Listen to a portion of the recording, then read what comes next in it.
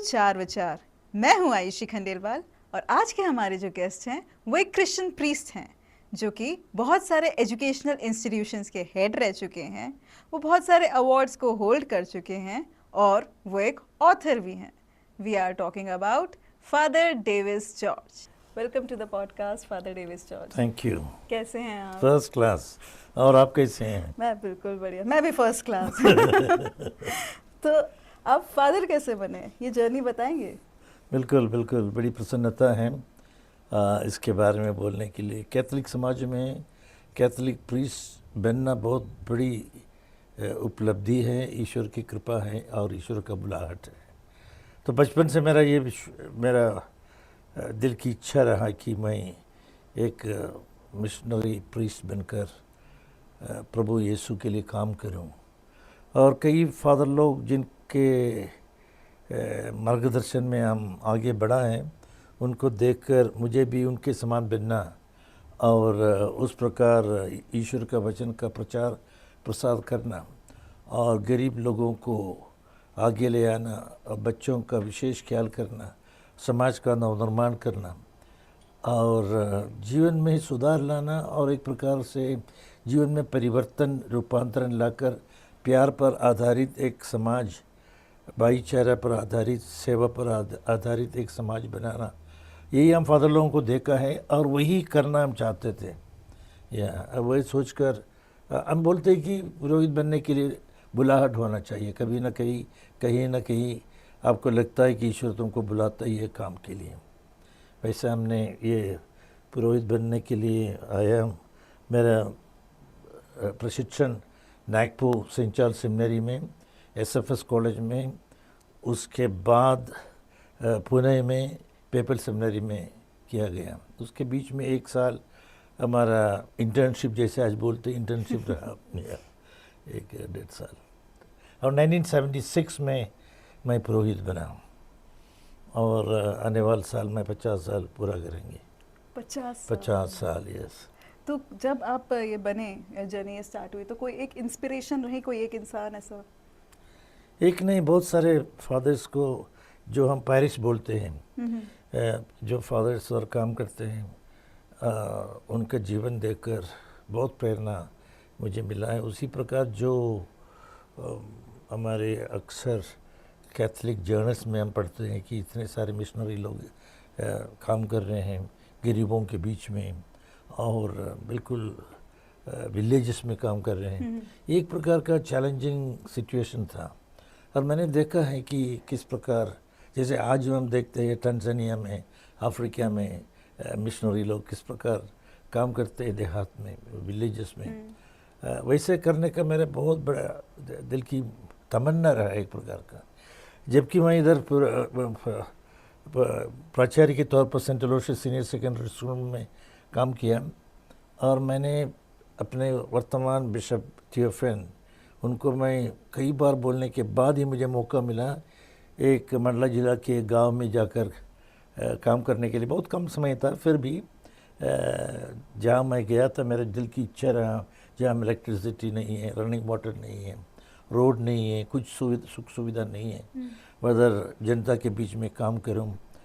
और आज जब मैं पीछे देखता हूं 1987 में, 88 में उधर गया था, बहुत गर्व महसूस होता है कि मैं कुछ कर पाया दूसरे लोगों के लिए। तो आप प्रीस्ट हैं क्योंकि, तो ये क्वेश्चन मैं आपसे इसलिए ये लेके आ रही हूं, आपके लिए रिलीजन क्या है? You know, this is a very complicated question now when I look at India, which is a land of religion actually compared to many other places. We live in a land of religion. We have had many religious leaders. Today for me religion would mean, आज मेरा चिंतन ये है, religion is actually spirituality. धर्म है जो हम धारण करते हैं और जो हमारे जीवन में लागू करते हैं। ऐसा कोई डॉक्ट्रिन, सिद्धांत, कस्टम, रिचुअल्स और कोई मैजिक शो नहीं है। जबकि आजकल बहुत सारे लोग मैजिक शो में विश्वास करते हैं, इसलिए उनके जीवन में प्यार नहीं है, सहिष्णुता नहीं है, अनुकंपा, प्रेम की कमी है, क्षमा की कमी है। रिलीजन ये सब है। एक शब्द में यदि बोलेंगे रिलीजन का मतलब है मानव धर्म, spirituality, humanness, politeness, kindness, compassion, cheerfulness, positivity. वो नहीं है तो आप कितने भी टेम्पल्स में जाओ, तीर्थ यात्रा करो, चर्च में जाओ, मस्जिद में जाओ, गुरुद्वारा में जाओ, मैं सोचता हूँ इसका कोई मायने नहीं है। और ईश्वर जो हम सोचते परिकल्पना करते हैं उससे बहुत बहुत आगे हैं। हम उसको अपने दायरे में बना के रखा है, लेकिन वो नहीं है। हमारा दिल देखते, दिमाग देखते, व्यवहार देखते। सो रिलीजन इन ब्रीफ, जो हम धारण करते हैं, जो हमारा मानसिकता है, जो हमारा रिलेशनशिप है, जो हमारा सभ्यता है, वही होना चाहिए रिलीजन। अभी हम क्यों झगड़ा है? क्योंकि हम बोलते हैं हम हिंदू हैं, ये ईसाई है, सिख है, पारसी है, मुस्लिम है, ये यहाँ का, ये वहाँ का। ये अज्ञानता का परिभाषा है, अज्ञानता का। मुझे वो लाइन बहुत प्यारी लगी जो इनने बोली अभी, एंड दैट वाज कि धर्म वो है जो हम धारण करते हैं। बहुत प्यारी लाइन है, और अगर आप समझें इसको तो ये बहुत गहरी लाइन है। या बिल्कुल बिल्कुल बिल्कुल, सच में तो बीइंग अ क्रिश्चियन प्रीस्ट, आप क्रिश्चियन हैं, तो माइनॉरिटी होने के कारण आपको इंडियन सोसाइटी में क्या चैलेंजेस फेस करने को मिले? You know, if I look back, I am this year going to be 75 years old. And I originally, though I don't tell many people, because when people ask, where are you from? I say, I'm from Jabalpur. I don't say I'm from Kerala or anywhere. But over the years, I have seen difference between South and North, and a growing difference in terms of religion, particularly. I grew up in a society where we didn't know who is Hindu, who is Christian, who is Muslim. We genuinely speaking, we never had any such feeling. I grew up in this culture. I come from a very big city called Trichur, and we have the best of temples, Guruvayur temple, and many such very famous temple, and I live in the town. And adjacent to that, we have very huge churches, which are, at one time, one church was the best in Asia. And Guruvayur is a very great pilgrimage center for Hindus. And my father's best friend was a Hindu who came with the family for all functions. Even my best friends are still Hindus. So I never knew this problem. But after coming to Jabalpur, North India, I see, and this is growing, which is very, very, according to me, it is not good for the national fabric, democracy and the secularism of the country. So I do see disparity very noticeably, tangibly shown by many groups, splinter groups. Ideologically, we talk one thing, this is a thing, that is a thing, and so on. But day to day, we are becoming intolerant of different way of thinking. We just had the Kumbh Mela, you know.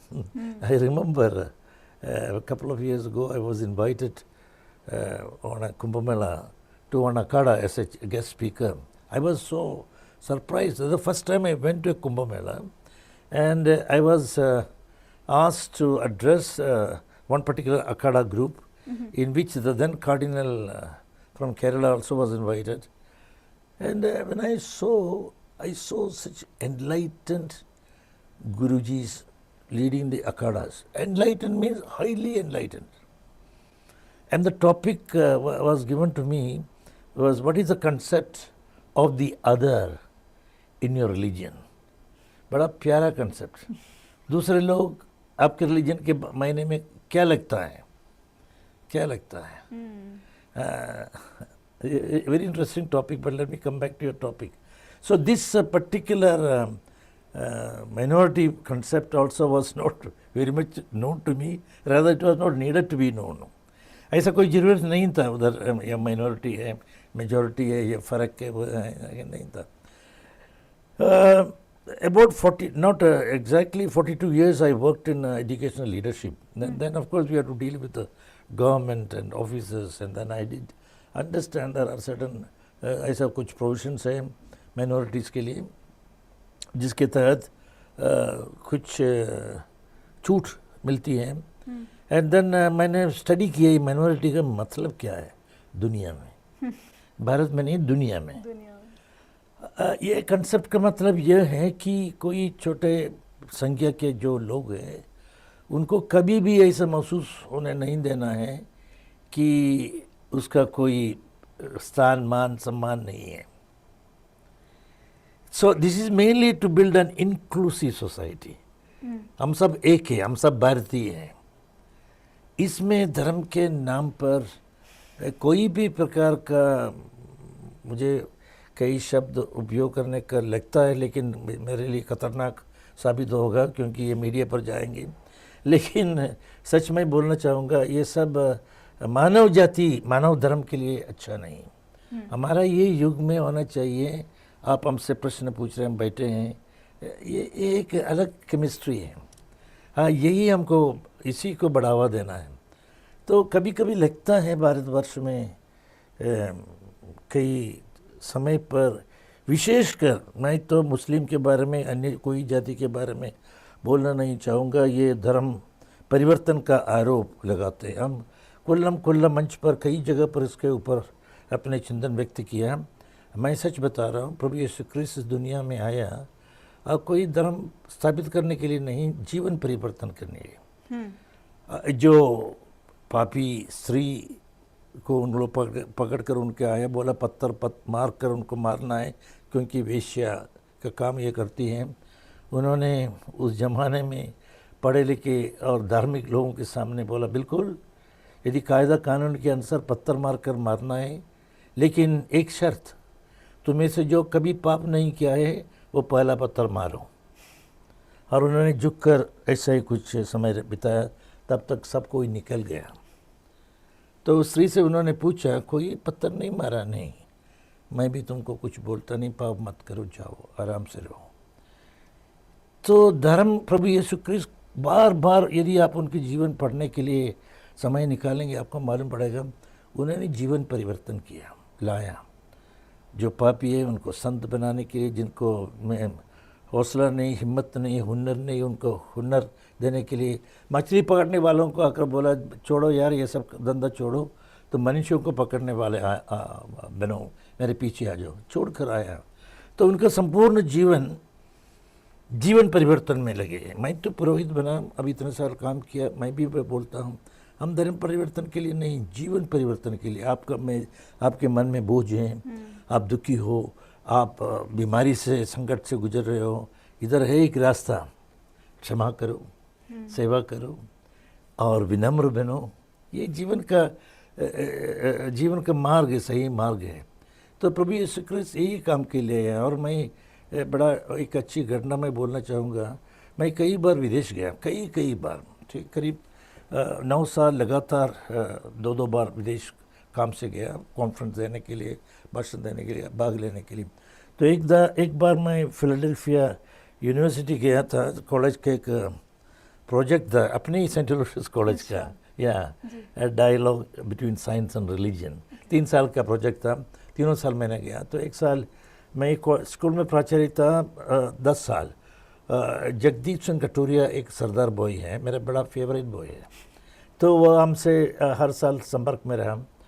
और जब उनको मालूम पड़ा कि मैं पहले साल आके चला गया, ये दूसरे बार आ रहे, तो उन्होंने फ़ोन करके बोला फादर आपको अवश्य मेरे घर में आना ही है।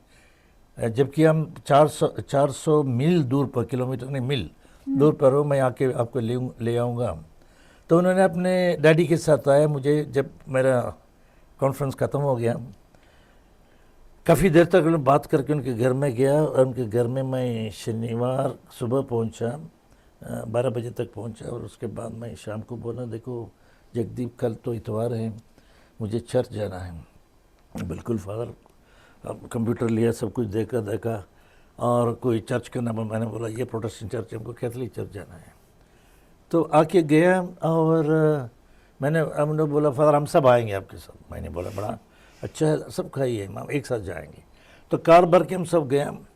हम हमारे मैस में भाग लिया। उसके बाद जब निकला करीब 11:45 बजे हैं, तो जगदीप हमसे पूछा कि फादर करीब 2 किलोमीटर दूर हमारे इधर एक गोरा गुरुद्वारा है, आप देखना चाहिए। मैंने बोला अवश्य। तुरंत हम गए हम, और जब रास्ते पर मैं जा रहा था मैंने पूछा इसका नाम गौरा गुरुद्वारा क्यों रखा है? उन्होंने बोला ये गुरुद्वारा में सिर्फ अमेरिकन सिख्स है, इसका संचालन भी अमेरिकन सिख ही करा रहे हैं। बहुत अच्छी बात। और जैसे मैंने गया, अंतिम अरदास के समय था, तो हम लोग चुपचाप ये सब पहन के रहा। अंतिम अरदास के बाद जगदीप ने ग्रंथी को हमसे मिलवाया कि ये फादर डेविस जॉर्ज है, भारत से है, मेरा प्राचार्य रहा, बहुत अच्छे रहा हमारे साथ। उन्होंने हमको हाथ मिलाया, फादर आप लंगर में शामिल हो जाए। अवश्य। तो लंगर में हम बैठा, बाएं तरफ ग्रंथी बैठा था और बाएं तरफ ग्रंथी, दाहिने तरफ उनके मिसिस बैठा। तो मैंने बोला देखो मैं कैथलिक प्रीस्ट हूँ और इधर कॉन्फ्रेंस में आया है। और 1-2 मिनट बोलने के बाद उन्होंने बोला फादर एक ज़माने में मैं भी कैथलिक था, मेरा मिसिस भी कैथलिक थी, लेकिन अभी हम सिख बन गया और ग्रंथी बनकर इसका संचालन कर रहे हैं। मैं आप जो बोला ये माइनॉरिटी के बारे में, ये बोलना चाहिए धर्म परिवर्तन के परिप्रेक्ष्य में, विदेश में कोई किसी के पीछे नहीं जाते, तोड़फोड़ नहीं करते हैं। जो भारत में हम करते हैं कराते हैं, बिल्कुल नहीं चाहिए ये इधर। अपने गुरुद्वारा के अब 99 लोग कैथलिक, ईसाई लोग, सिख बनकर बैठा है, कोई कुछ बोलते नहीं है। कई लोग हरे रामा हरे कृष्ण में शामिल हुआ है, कैथलिक लोग कौन बोलते हैं। रोम में मैं खुद देखा हूँ, चंदन अगरबत्ती और गीता लेकर घूम रहे हैं रोम में। लेकिन इधर मुझे मालूम नहीं कौन सा डर है, कौन सा डर है कि हम ये धर्म परिवर्तन के नाम पर हर जगह पर बार बार, ये हमको बड़ा दुख लगता है भारतवर्ष में। और ये भी मैं बोलना चाहूँगा, जबकि मेरा PhD पॉलिटिकल साइंस में हूँ, यदि आप हमसे एक चीज़ पूछेंगे क्या सबसे ज़रूरत है हमारे भारत में, रूल ऑफ लॉ, कानून कायदा के आधार पर देश को चलाना है।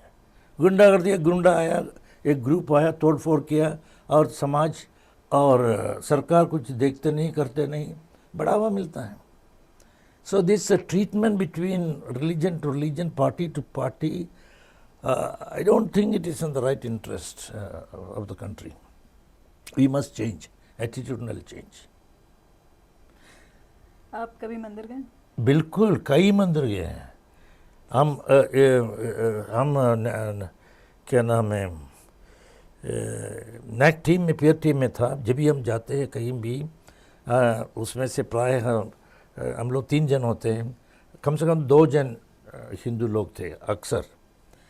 तो इस बार हम पुरी में कहीं गया था और वापस आते समय जो कॉलेज में हम निरीक्षण करने गया हुआ, फादर आप मंदिर जाना चाहिए। अवश्य, मैंने कहा। और वो chairperson was a lady, was also a Christian, not Catholic, Christian lady. तो मैंने बोला आप इनसे पूछिए। वो बिल्कुल फादर हम जाएंगे अवश्य। और पूरा VIP ट्रीटमेंट देकर हम पुरी में, मालूम है बहुत बड़ा मंदिर है, जगन्नाथ के मंदिर, इतना बड़ा मैं कहीं नहीं देखा। और हर जगह VIP के दर्जे पर जाके, अंदर जाके सांक्तुम संक्तोरुम जाके हम प्रार्थना किया और आया। देखा है मुझे, आप जैसे मैंने बोला है ना, ये भारत में यदि सच ऐसा बोलना उतना उचित नहीं, लेकिन हिंदू धर्म का सही महीना है। आप केरल में आके देखो, टेम्पल में 4 बजे से लोग भरे हैं, नहा धो के दर्शन करने के लिए, प्रार्थना करने। और उनका व्यवहार, यदि मैं बोलूँ, इतना आत्मीयता से उन लोग व्यवहार करेगा। उनका मानसिकता, व्यवहार पता चलता है वो सच में स्पिरिचुअल है। तो ये तो एक्चुअली जो बात हो गई कि अपन अगर बर्ड आई व्यू से देखें तो सारे रिलीजन एक ही कंसेप्ट, एक ही है, एक ही होना चाहिए। हम लोग ये भिन्नता लाना बंद करना चाहिए। एक ही है, आध्यात्मिकता है, इंसान इंसान बनकर रहना है, बस कुछ नहीं चाहिए, और कुछ नहीं चाहिए। तो मतलब बेसिकली हर रिलीजन एक ही चीज़ बोल रहा होता है, बट हम उसको डिफरेंशिएट करते हैं। डिफरेंशिएट करते हैं और व्यवहार में भी ये डिफरेंसेस लाते हैं। तो आपकी जर्नी में आप सेंट अलोयसियस स्कूल के प्रिंसिपल रहे हैं और जी। वहाँ से लेकर जब आप रिटायर हुए उसके पहले आप Saint Aloysius institute of technology के डायरेक्टर रहे हैं। जी। तो आपने एक ऐसा क्या चेंज देखा इस पूरी लाइफ में एजुकेशनल सिस्टम में? Interesting question, because I have a long span of 50 yeah, almost 42 years in hardcore education. What I see as a positive point is that we have improved in our concepts, in our skills, in our attitudes. We have more or less come to know how to make participatory learning, how to make skill development, how to focus on soft skills. This is a huge change I have seen. Earlier there was not such a change. Now it has come to stay that you may have the concepts of 2H2 plus O2 is 2H2O, but a little more than the chemistry of life, the art of living. Yeah. So I see from the bookish learning to a big growth to practical internship we have project where we have outcome based education we have, and we have research and seminars and findings and so on, and the semester system, for example, which all this world has introduced long ago. So we are now, according to my understanding, is on the right track, and we have made huge progress, I must say, in terms of participatory learning, ICT oriented learning, and discovery type of things, and a lot of students are benefiting from this. And now I myself have taken huge seminars on soft skills, life skills, and how to live. That is one area still to be developed. See, many divorces are there, many broken families are there.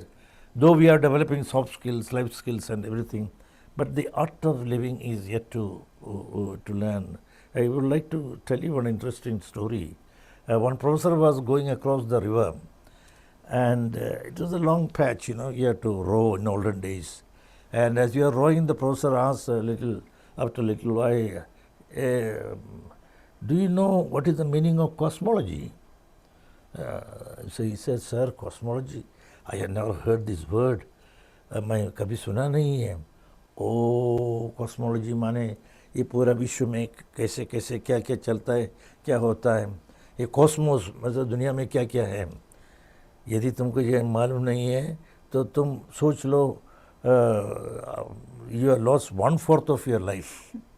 कुछ देर के बाद professor ने पूछा तुमको biology मालूम है? उन्होंने बोला कि सर हमको बिल्कुल नहीं मालूम बायोलॉजी, ये सब हम सुना नहीं है. Oh then you have lost half your life man. Biology deals with आपका ह्यूमन फिजिक के बारे में बताते हैं. तुमको सीखना चाहिए, ऐसा रहने से कोई मतलब नहीं निकलेगा. 2 मिनट के बाद वो प्रोफेसर हैं तो उसको चुपचाप रहना बड़ा मुश्किल है. तो उन्होंने उनसे पूछा क्या तुमको साइकोलॉजी मालूम है? सर आप हमको बहुत तंग कर रहे हो, ये सब हम सुना नहीं है. देखो तुम you are lost 3/4 of your life. You don't know psychology deals with your mind, how you react, how you act, what comes to your mind, how it is processed. Then within another 3 minutes there was a big storm, thundering, lightning, waves, and the boat was about to be capsized, and the professor was trembling, and the boatman was laughing, and the boatman asked, sir, do you know swimology? He said, no, then you have lost all your life. And the boat capsized and he died and he swam across. So that's what education today we need to do. When I look at one area we need to improve is we must teach them the art of relationship and living. I think that is very important. Second is we should not teach, I see some sort of a deviation. We should not teach and put down the past history. History is gone. Why should we dig history and go on to prove? There is nothing to prove and disprove anything. What we need to do is competitively in the national and international assessment, where do we come? For example, in happiness index. Just a small example. In terms of developmental issues, in terms of poverty alleviation, and in terms of dowry deaths, in terms of discovery, in terms of patent, in some terms of research, in terms of Nobel Prize, in terms of Oscar awards, in terms of the main games, basketball, football, and other things. And so we need, I think we need, apart from all the good things, these are a few key areas as an educationalist I would think we need to focus on. That is all for the part 1. Let's wait for the part 2.